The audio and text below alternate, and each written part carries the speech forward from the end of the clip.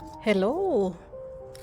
Good morning, good afternoon, good evening to all my subscribers, local and overseas.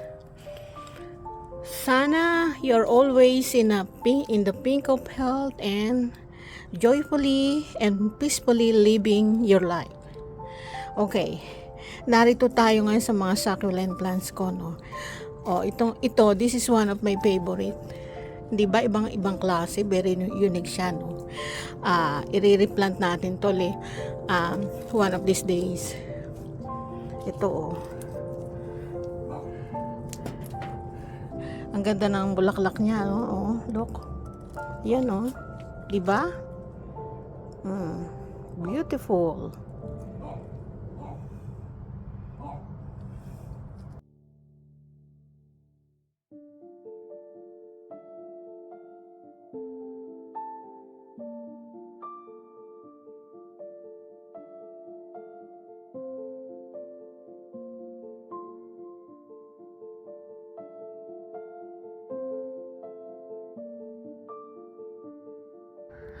Ito, oh. Merong mga succulent plants na naninilaw na yung mga dahon nila, no, na kailangan at this time kailangan alisin natin, ano.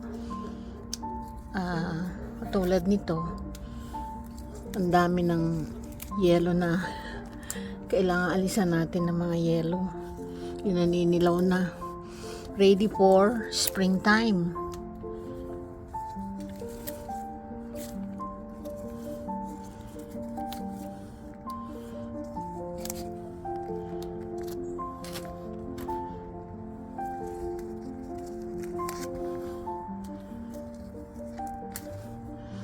Kailangan talagang may fertilizer ito kasi yan, no, may mga insekto.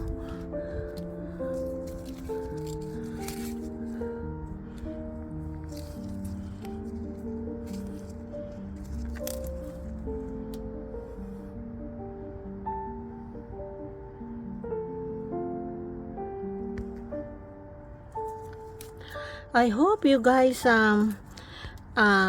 like watching and liking also how to plant succulent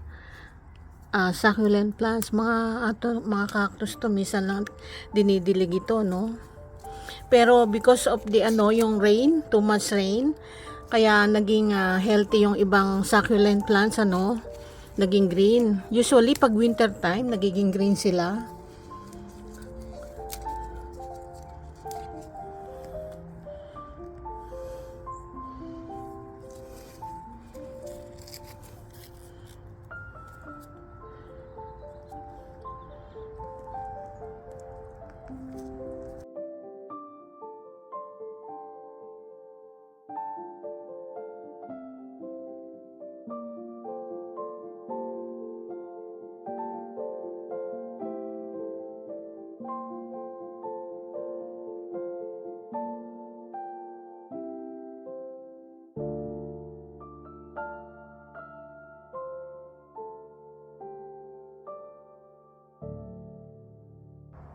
I hope guys you really like watching all the different kinds of my succulent plants.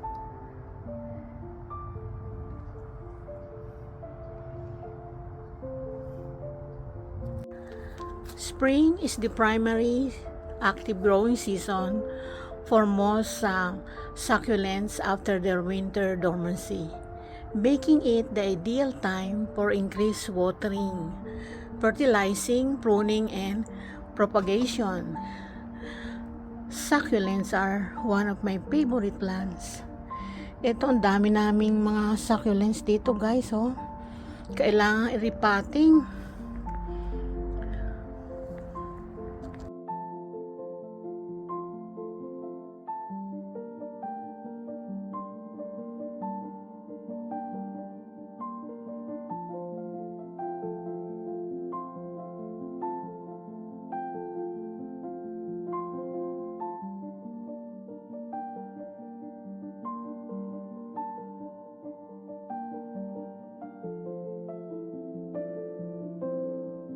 Shout out all my subscribers, viewers, and channel members.